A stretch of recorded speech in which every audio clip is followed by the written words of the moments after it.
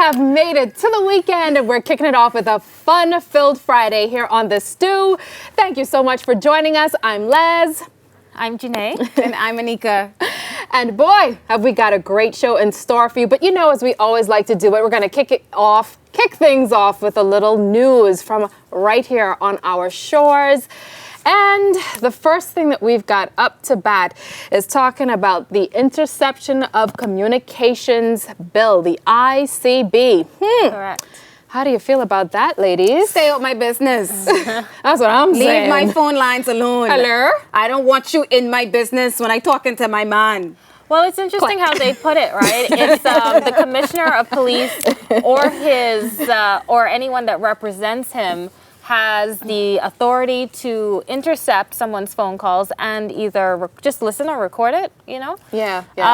And I get where they're going with it. You know, they're saying, you know, they take it from the stance of it can be instrumental in drug busts and, you know, drug trafficking, human trafficking, all these kind of things. Where the cell phone is maybe used. But I feel like in today's world, I don't even trust who's going to be intercepting the phone calls and what they're going to be using it for. So if they can actually be clear on, you know, when, how, what circumstances. Oh, they won't be, honey. We can barely get freedom of information. I was about to say. That's a definite no. But that's what, you know what I mean? Yeah, so I come with the stance that, yeah, it'd be fine and gravy, but I mean, we're such a less of a lawful country, for a lack of a better term. Just go right there. Exactly. Call it for what it is. When can it really? You know, how will it really be executed? Is my thing. I think you know if you aren't doing anything that's incriminating, you have nothing to worry about. You know, these people will make whatever decisions they want to anyway. You know, WhatsApp rolled out end-to-end encryption last year because of this, and this stirred up a lot in the United States. So you know, it's very surprising that you know we're still battling this whole thing about freedom of information and how much of my personal information you can have access to, but it is also the way of the world now. I mean, if you want to give it, get it, give it. You know what I mean? Yeah. Power to you. Exactly. Don't know what that means. So, Anika, on the same note, what ministry, if you had the opportunity to, you know, be the one to enact and legislate laws and what have you, which ministry would you take care of? Which one would you like to be in charge of? I have to say this. I'm going to proclaim it here on The Stew. Remember it today that not only would I wish to impact this ministry in a major way, I will, and that is definitely the Ministry of Education. I feel like we are in such desperate need of education reform. I feel like it is the root of a lot of the issues that we're having, including crime. And it is, you know, mainly based in how our school's curriculum system is set up. Far too many students are forced to do things in school for grades that they aren't naturally good at. And so we cast out people if they don't make good grades. We put them in, you know, schools for kids with, you know, behavioral issues, when truly each and every student is just looking for a place where they can comfortably express themselves and be successful. So education, hands down, all day, every day. Yeah, I've said that for so long in my circles, family and friends. I really do believe that more magnet systems are needed in this country. And that's coming from a person who has an artistic and creative background. I've always sort of felt like, oh, where do I belong? Where do I go in school? Because, you know, it's not math, it's not science. That's not my forte. And that doesn't mean that you're dumb. Exactly. What am I going to do? But if nobody's telling you that you can do something, that you can be someone, you're kind of lost out there, you know, in the shadows. But aside from that, I just want to be responsible for the traffic laws, the traffic lights, and the potholes. So call me Minister of Traffic and Potholes, all right? I like it. That's my forte. I definitely take on, and this is very odd, and you're not going to expect this, but I definitely take on agriculture. It's kind of the untapped potential that we have in this country, and we're not utilizing it, and we're not actually taking advantage of what we can do to diversify where you know our GDP, you know, get out of tourism a bit, focus on agriculture, focus on education, these things that can definitely diversify our economy and make everybody just a little bit happier. Good point. It's the little things, you know? Yes. But ladies, also in local news, it was reported recently that one of our very own, not ministers, but he's running to become a minister, is suggesting that Bahamians should be allowed to carry handguns. No, sir. What are your thoughts No, on that? sir. It was actually, just let me get it correct, F&M candidate for Long Island, Adrian Gibson. I say no, sir. I mean, the issue with that is, first of all, two bads don't make a right. And so, we have to be very cautious in carelessly giving anybody the privilege to carry a handgun, first and foremost, because it becomes an emotional thing. The minute somebody look at you sideways, you got everybody in Super Value parking lot waving around a shotgun. Hell to the no. Absolutely not. I do believe, I like the structure now, that if you are a business owner, if you are a public figure, within reason, you should have the right or the ability to carry around some sort of firearm. You are trained to use the firearm responsibly. But, that's why we have police officers, to enforce the laws, to protect us. Well, and as much as we feel like they're not doing their jobs. Going back to your point on education, right? I mean, if we're not even educating our students to, let's say, reasonably look at situations and resolve conflict. And exactly. If we're not teaching guns. conflict resolution in our schools, I can't tell you that we should have handguns. Yeah. No, let's start from Honestly, the basics. Yeah, and let's not jump to, hey, you get a handgun, you get a handgun, you get a handgun. I won't even start from the lie. basics. The thought scared me when I read the article because the point is we're already in this so-called, wild west situation. Could you imagine if, any and everyone was allowed to have a handgun? So the thought of it just really sent shivers up my spine. But and anyway, I'm like, maybe not. On a lighter note, let's move on. But a couple of our own Bahamian models were invited to actually walk in the New York Fashion Week this past week. So we want to congratulate them. We have let's see, Vanessa Leach. Vanessa Leach and Selbanique Wright. And they were invited by, I believe it was a Filipino fashion designer named David Tupaz, who's hailed as couture's new genius, with clients such as Julia Roberts, Kris Kardashian, and Kate Hudson. So big things. That's a pretty big deal. Big things. And they're such beautiful girls. They killed That's it. amazing. I saw some photos and they looked absolutely amazing. So congratulations. Yeah, absolutely love it. So speaking of ladies, women that are doing big things, all right, we have for the very first time a Black bachelorette. What? 27. Have you heard? Have you heard? Lit. What I find amazing is the series has been around for about over 30 seasons now, between The Bachelor and The Bachelorette. And this is the first time there's been a Black bachelorette. She's 31 years old. She's a lawyer.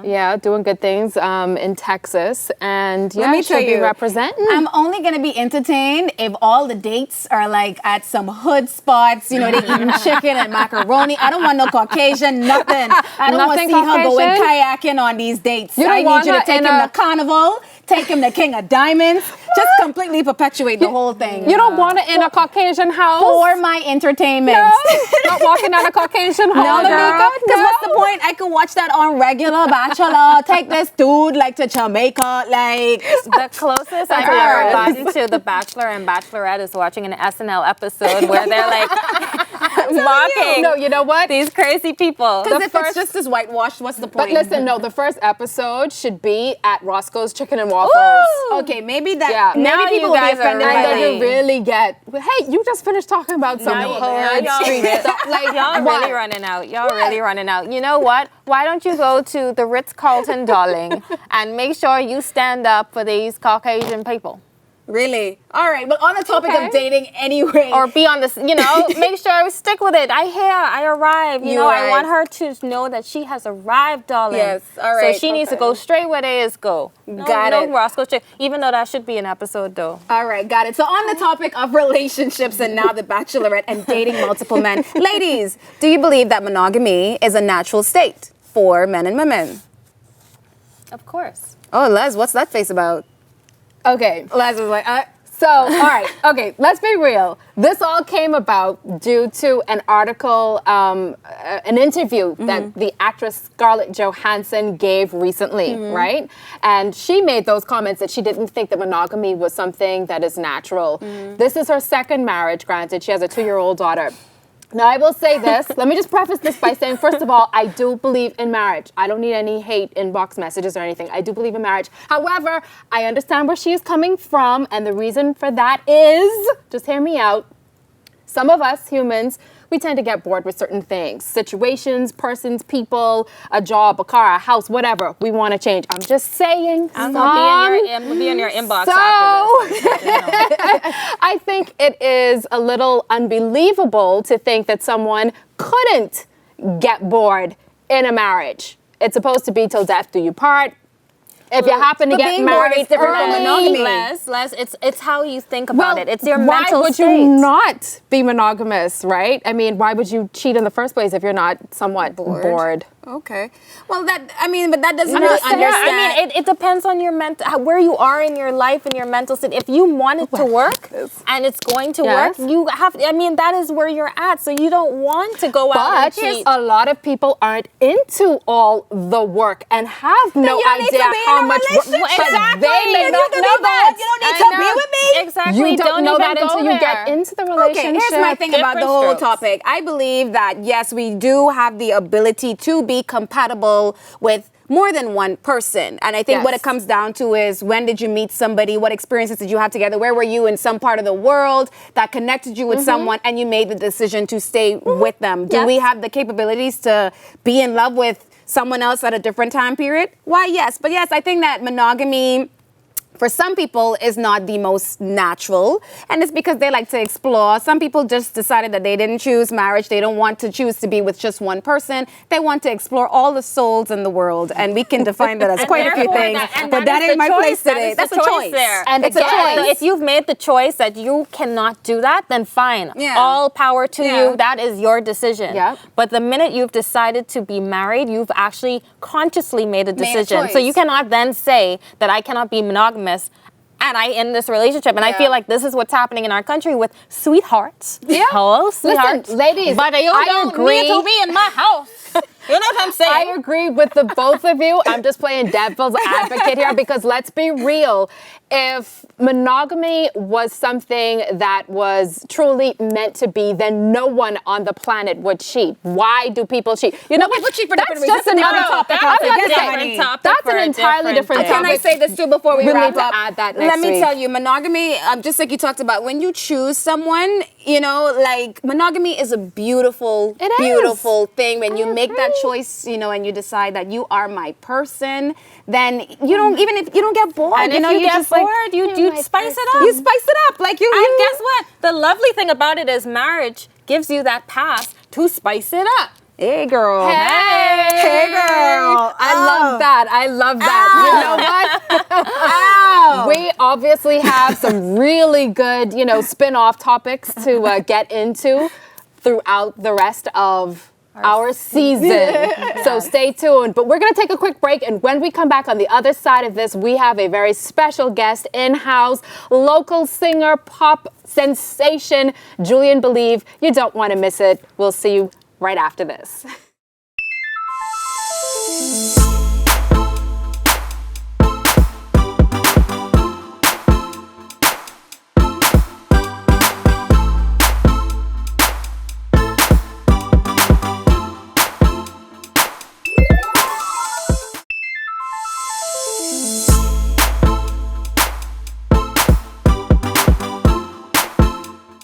So as we end our week, we've got a special guest in studio. He's doing major things. I've met him around 2 years ago, and just the inspiration and the empowerment that he brings off when he talks to anyone is just incredible. And his music is also making waves. So let's bring out Julian Believe.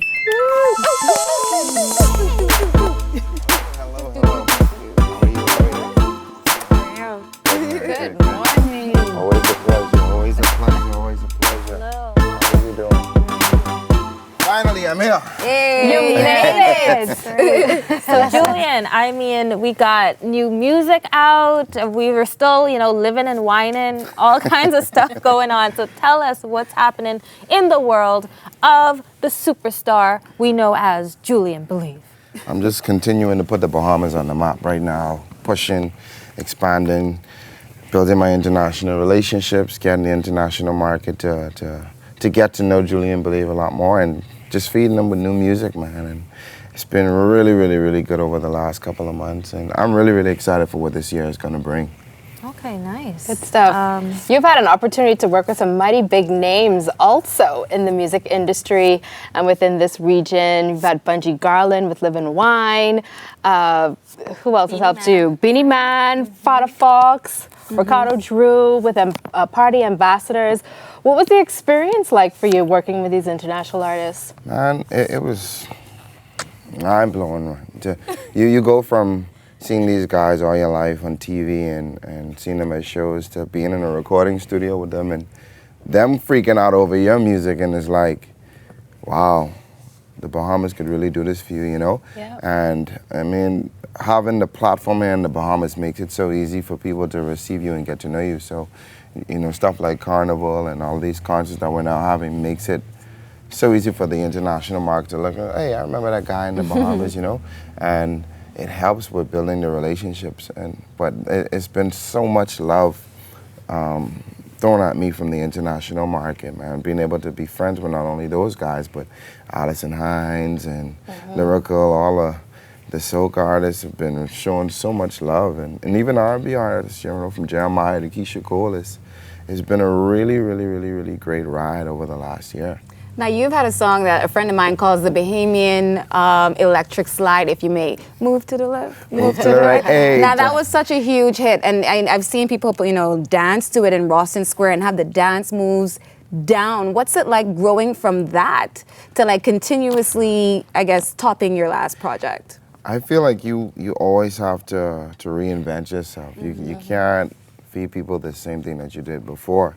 So every time we go into the studio now, it's always how we're gonna outdo our last big song. You know, you're only as good as your most recent hit. Yeah. You know, so to me, the heavens has been good. The universe has just been giving us some great ideas, and you get a lot of inspiration, you know, when you drive around or when you travel into different Caribbean islands or the U.S. and you just see what people taking and listening to. And then also as music changes, your music as music as a whole changes, the whole industry and the sound, you have to make sure that your music is consistent with that as well. And so we're all about just staying relevant and making sure that the world, no matter whether you're in the Bahamas down in Cat Island or you're in Sanya, China, the music out of the Bahamas is commercial enough for you to understand. Well, talking about China, at the end of 2015, you had the opportunity to actually go and perform at Miss World. Yeah. How did that even come about? And what was that like going to China and having that platform? All right, so Miss Bahamas World, Chantal O'Brien at the time, she reached out to me. She was like, hey, Jay, can I take your song and use it as a part of the dance theme? I was like, cool, man, no problem. Love yourself. Everything good. You know, no biggie. And about a week later, unbeknownst to her, the Miss World organization sent me an email saying that they wanted me to come. Now, I thought it was like, okay, Ashton Kutcher, come up. This is a joke. This can't be for real. Someone trying to prank me or something. And then I clicked the link and I saw Miss Chantal O'Brien from the Bahamas, and I was like, oh. This is real. God. You know, and then when I had my first FaceTime call with them, they were extremely excited. They were showing me videos of people down there doing the Caribbean side, and at that moment I was like, yes, all the hard work in the Bahamas hasn't been in vain, you know? Because we were almost like, I don't know, should we keep pushing Caribbean style? Should we just kind of just move on to something else? And that was a reminder that, listen, like, if you keep working hard, that is going to pay off and people will acknowledge your work. So being able to go to China and represent the Bahamas in that way and represent, you know, the movement of musicians, it really, really was a big deal. And not just for me, but for our country, man, and to see all the love that I received from that. We had like 1 million views on the video in less than a week. You know? And now you've got Don't Stop Whining for Me on the horizon. Well, actually, it's here. The video is here. And what's so interesting for me, I had an opportunity to take a look at one of your first videos years ago, posted on YouTube, 2009. And I was just smiling because there's this baby face Julian with his single, Believe. How have you evolved from then until now? Exactly. And we have Don't Stop Whining for Me. You know, I feel like you go through so many different phases in your life, and I wanted to share my ups and my downs with people. when I first started off singing, it was extremely difficult. People didn't get it. Like with most things that we all do, when we have a vision, people may not understand it right away. And during that season, Believe was what it was all about. And as I followed my dreams and followed my purpose, you know, my mentality started to change. So that's how come I jumped in the Caribbean slide. And when I realized that I could get people dancing, then we moved into Live and Wine. And I started experimenting with the jump canoe sound a little bit. And then from that, we was just like, you know what? Let's go big. Let's be like DJ Khaled and put a bunch of artists on one song. Yeah. And that's how we ended up with Party Ambassadors. And now that we're at a good pace, I wanted to kind of show people the other side of me, show people like, actually sing a little bit and give them that Bahamas mixed with the international soca pop sound.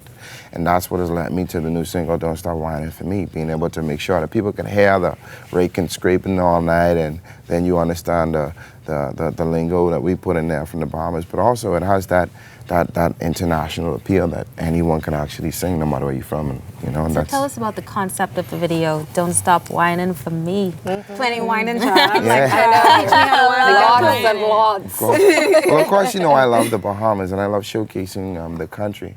This time around, I didn't want to kind of like show, you know, like I didn't want to just do beach again. So, but I always wanted to have a song that we could do in the club and bump in the club that people could just, you know, vibe to. And we created a club vibe for this with a lot of colors, fluorescent, violets and blues, and we wanted to make it sexy. Yeah, and when you say we, that's Lovato Stubbs. Lovato Stubbs from Kong Boy Films. Films, John.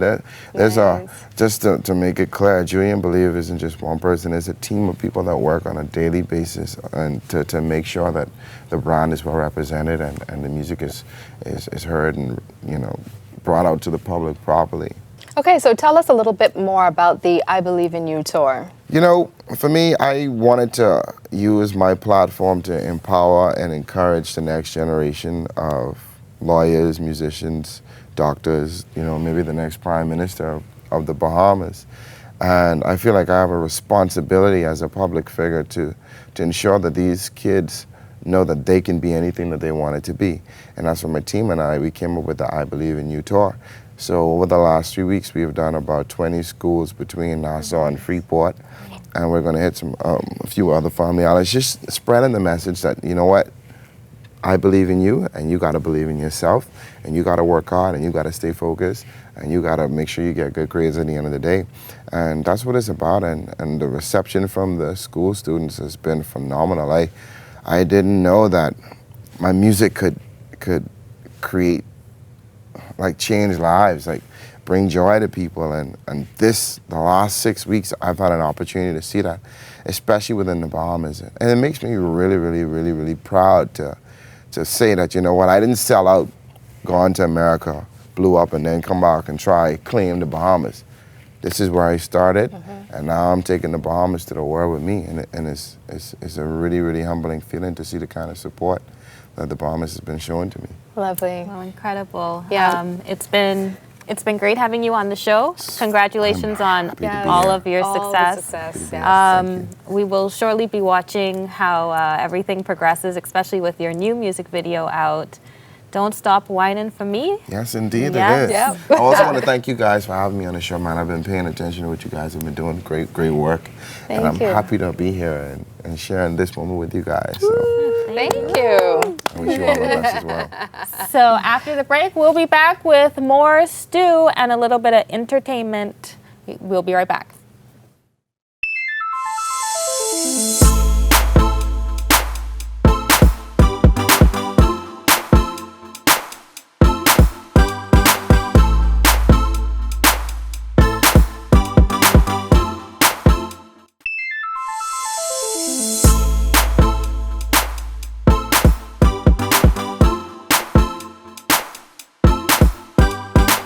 Welcome to Wellness, another edition of keeping you mind, body, soul, and heart healthy.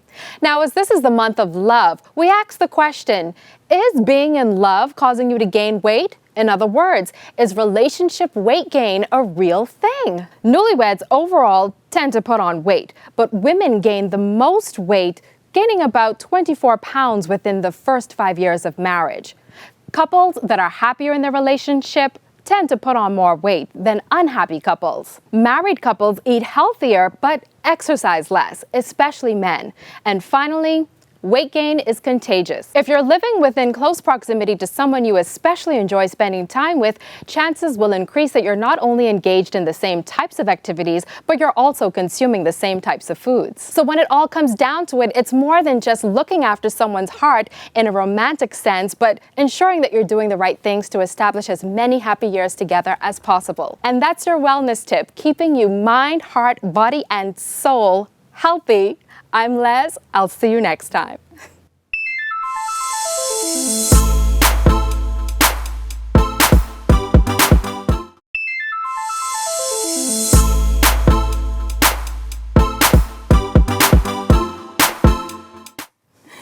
Thank you for joining us for yet another episode of The Stew. We had such a good time chilling with you. Did you hear that rhyme? Did you hear that freestyle just now? Yeah. Did you like it? No, it was nice. It was cool. Wow. It's it's Friday, so I'm starting to question my relationship with these girls, get just it. letting you guys know. But again, thank you for watching. Please be sure to check out The Stew Daytime on Facebook to catch the episodes that you've missed before, in case you didn't make it home in time to watch us every 1 p.m. and 8 p.m. on 224 and 112 BTC Flow. Thank you again to Julian for joining us here today. And remember, if you are absolutely bored and you need to be dating other people, then maybe monogamy is not for you. Find you somebody who don't make you so bored where you feel like you got to be spreading your seeds all about the earth. We love you. See you next week. Enjoy.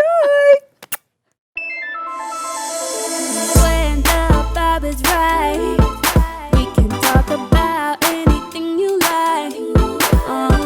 Just listen. Take a walk right over to my kitchen.